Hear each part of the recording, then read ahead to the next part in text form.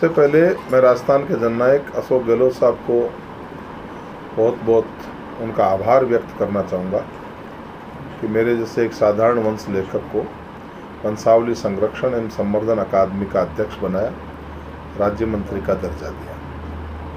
अभी जैसा मैं मालूमात मुझे भी था वैसे सामाजिक तौर पे, फिर भी अभी मैंने प्रधान जी से, हमारे जिला प्रमुख जी से, हमारे जिला उपाध्यक्ष जी से भी जानकारी ली, समाज के भी बंधु बैठे हैं, रामस्वरूप जी, कृष्ण जी, तो मालूम चला कि हनुमानगढ़ में हमारे वंश लेखक और भाट समाज के जो लोग हैं उनकी काफ़ी संख्या में लोग यहाँ रहते हैं।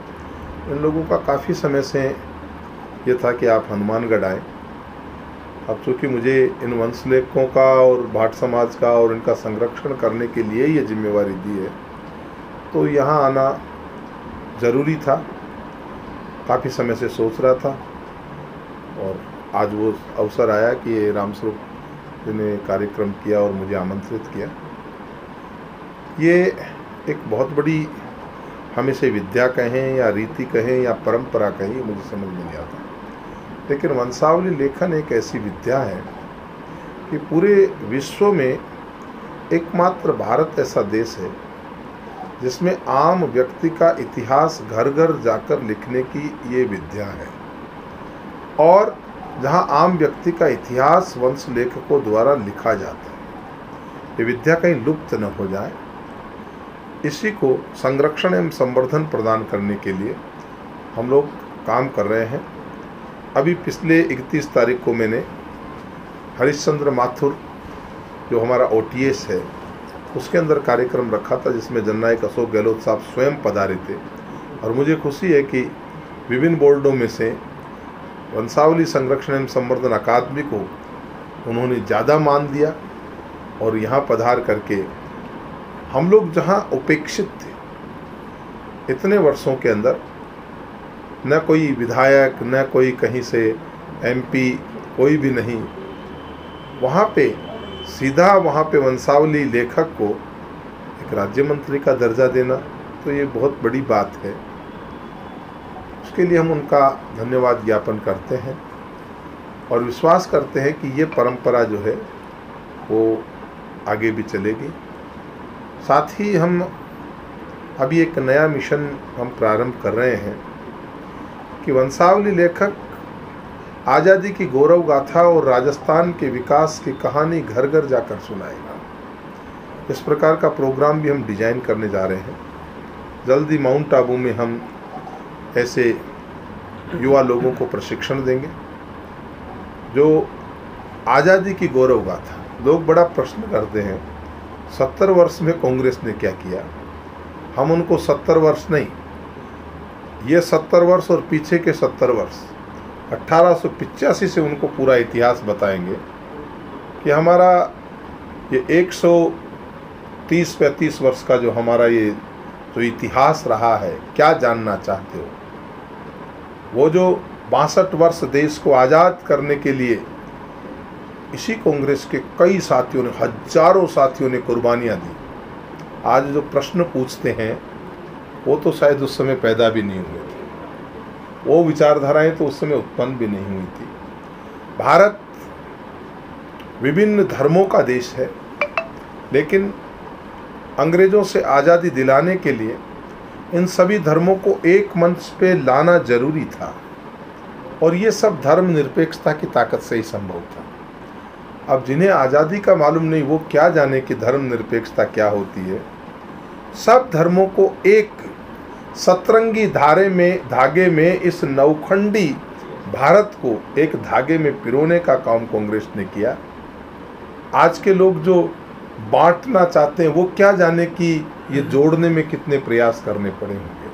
आज जिस तिरंगे को हम लहरा रहे हैं, आज जिस स्वतंत्रता के तिरंगे को हम लहरा रहे हैं, आज अगर कांग्रेस ने इन सबको एक मंच पे लाने का काम नहीं किया होता तो शायद हम स्वतंत्रता देख ही नहीं पाते। जैसा कि आपको इस बोर्ड का जो भी है वंशावली संरक्षण अकादमी का अध्यक्ष भी मनोनीत किया गया, वंशावली लेखकों को लेकर आगामी क्या रणनीति है सरकार की, क्योंकि सरकार के पास लास्ट साल है, तो जाती सरकार क्या कुछ करना सुविधाओं की बात करें तो क्या आपकी तरफ से अपेक्षा होगी? वंशावली लेखकों के लिए अभी हम नए साथियों को प्रशिक्षित कर रहे हैं। ये संस्था लुप्त न हो जाए। कुछ जो प्रतिभावान लोग हैं जो वास्तव में इस वंश लेखन विद्या से जुड़े हुए हैं, उन लोगों के लिए कुछ पुरस्कार वगैरह जो है वो भी हमने जननायक अशोक गहलोत साहब को कहा है।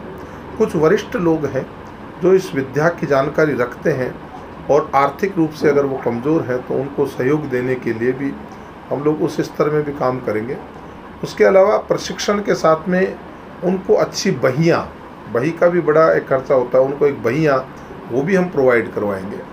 आजकल लोग लिखने की जो पारंपरिक विद्या हैं, जैसे हम कैलीग्राफी जो पेन होता था जिसको हम कलम बोलते थे, वो कैलीग्राफी को भूल गए। आजकल कलम की जगह एक कैलीग्राफी पेन ने ले लिया जिसमें 3-4 तरह की निब होती है।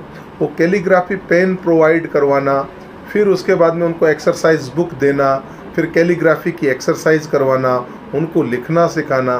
तो ये बहुत से काम हैं जो राजस्थान सरकार के माध्यम से करेंगे। जननायक अशोक गहलोत साहब ने अभी हमें एक बहुत बड़ा कार्यालय देने की भी घोषणा भी की है जब वहाँ पे पधारे थे, और उन्होंने ये भी कहा कि वंशावली संरक्षण एवं संवर्धन के लिए हम किसी प्रकार के फंड की कमी नहीं आने देंगे। तो क्या आपने कोई इसका सर्वे भी करवाया, कितने लोग इसमें नहीं, वो अभी हम देखिए, संस्था जो है वो शैशव अवस्था में है। संस्था पिछली सरकार में बनी थी लेकिन एक भी काम नहीं हुआ, कुछ भी काम वो नहीं कर पाए। अब यह आप मान के चलिए कि संस्था का निर्माण अभी हुआ है, तो अभी हमें डाटा कलेक्ट करना है कहाँ कहाँ है। अब कम्युनिटी वाइज तो लोग बहुत हैं लेकिन वो तो हमारे काम सब आएंगे नहीं। इसमें वंश लेखक कौन है, बोलते हैं वो वंश लेखक कौन है, कहाँ रहता है, क्योंकि हमारे लिए वो ज़्यादा इम्पोर्टेंट है। हमें उन लोगों को पहले एक प्रशिक्षक के रूप में ढूंढना होगा। कौन ट्रेनिंग देगा? या न यूनिवर्सिटी से तो कोई ट्रेनर बुला नहीं सकता, न कोई बाहर से आ सकते।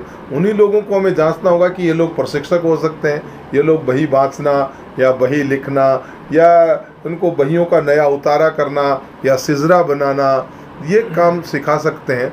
तो वो भी हम लोग करेंगे। अभी जो मैंने कहा ना कि अगर हम लोग ये घर घर जाके विकास की गाथा अगर गाएंगे और वो अगर सरकार को समझ में आएगा तो उसमें कई वंश लेखकों को रोजगार भी मिलेगा। सीधी सी बात है। अगर ये सरकार का जो हित का काम है, सरकार की विकास की योजनाओं को जानकारी के प्रसार में अगर हम काम कर पाए वंश लेखक, तो कई वंश लेखकों को इससे रोजगार भी मिलेगा। क्या जिला स्तर पर भी ऐसी कोई कमेटियां बनाने की तैयारी? अभी हम नहीं कह सकते, ज़रूर ये जो है वो होना चाहिए, हम एक डिमांड कर सकते, होना चाहिए। लेकिन अभी सच पूछिए तो बहुत से लोग तो जानते ही नहीं कि ये वंशावली एकेडमी क्या है। अभी तो जो अधिकारी बैठे उन्होंने सोचा था ये क्या है, तो उनको समझाना पड़ा है। क्योंकि सरकार ने भी वंशावली एकेडमी को लेकर कुछ ज़्यादा विज्ञापन या फिर ऐसी कुछ चीज़ें जारी नहीं किया जिससे जागरूकता आए, तो कहीं ना कहीं सरकार स्तर पर भी नाकामयाबी मानी है। देखिए, सरकार ने, आप आदरणीय गहलोत साहब का ट्वीट देखिए, जो हमारे यहाँ हरिश्चंद्र माथुर सभागार में जो मेरे यहाँ पधारे, उन्होंने उस कार्यक्रम के 7 से 8 बार ट्वीट किए। मैंने पूरे 2 साल के कार्यक्रम उठा करके देखे, लेकिन जितना साहब ने वंशावली वाले हमारा जो कार्यक्रम था उसमें 6-7 ट्वीट साहब ने किए हैं। ये इससे बड़ी हमें नहीं लगता, हमारे लिए तो बहुत इम्पोर्टेंट है। आदरणीय जननायक अशोक गहलोत साहब ने अलग अलग 6-7 बार ट्वीट कर दिया, भाई हमें तो बहुत बड़ा आशीर्वाद मिल गया। अशोक गहलोत जी दिल्ली की तैयारी में है, क्या कहेंगे इस पर? मैं इतने स्तर का नेता नहीं हूँ कि मैं ये कह पाऊँ कि अशोक गहलोत जी के दिमाग में क्या चल रहा है। भाई मेरा कद बहुत छोटा है, या कोई बड़े नेता हो वो इसका जवाब दे सकते हैं। वही आखिरी सवाल, लास्ट साल है सरकार के पास, क्या वंशावली लेखकों को लेकर उम्मीद की जा सकती है? जो लेखक जिस प्रकार की आपने बातें बताई, क्या लेखक इस प्रकार की सोच सकते हैं कि हमें अब सरकार जो है प्रोत्साहन दे सकती है या फिर लास्ट साल में कुछ कर सकती है? 100% दे रही है। आप परिणाम देखिए, अभी 6 महीने में एक यहाँ पे हरिश्चंद्र माथुर सभागार में एक कार्यक्रम हुआ है, दूसरा कार्यक्रम में भी युवा बच्चों को प्रशिक्षण देने का कार्यक्रम माउंट आबू में कर रहे हैं, नेक्स्ट कार्यक्रम अगले महीने में उदयपुर में करने जा रहे हैं। आने के बाद में हम धुआंधार लग गए। आप ये देखिए, हर महीने अलग अलग ज़िलों में युवा बच्चों के लिए, बुजुर्गों के लिए काम करना, प्रशिक्षकों के लिए वरिष्ठों को बुला रहे हैं, प्रशिक्षणार्थियों के लिए युवाओं को बुला रहे हैं, समन्वय स्थापित कर रहे हैं, एक पूरी थीम तैयार कर रहे हैं। तो पूरा काम आप आज तक जितने बोर्ड बने हैं उसमें जो वंशावली जिस गति से काम कर रही है, भले ही हम अभी शैशव अवस्था में हैं, लेकिन ये जननायक अशोक गहलोत साहब का आशीर्वाद है और कुछ इन भाइयों का आशीर्वाद है कि अभी हम सबसे तेज गति में हम लोग चल रहे हैं। क्या अपील करना चाहेंगे आप वंशावली लेखकों को? मैं यही कहना चाहूँगा कि वर्तमान में आधुनिकता का हथौड़ा सामाजिकता पर पड़ रहा है। आधुनिक लोग सामाजिक ताने बाने को ब्रेक करते जा रहे हैं। मैं आधुनिकता का विरोधी नहीं हूँ, लेकिन सामाजिकता को संजोए रखना ये भी मेरा काम है। दोनों के बीच में एक समन्वय स्थापित हो।